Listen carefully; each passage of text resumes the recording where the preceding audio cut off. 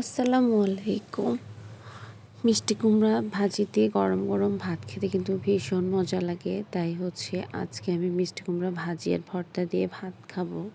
সেজন্য এই যে কেটে সুন্দর করে ভেজে নিচ্ছি, আর আমি সাথে কিছু শুকনো মরিচও ভেজে নিচ্ছি, কারণ শুকনো মরিচও খেতে বেশ মজা লাগে। আর দেশি চালের ভাত হলে তো কোনো কথা নেই, ভাত ভর্তা, দেশি চালের ভাত দিয়ে ভর্তা এত বেশি মজা।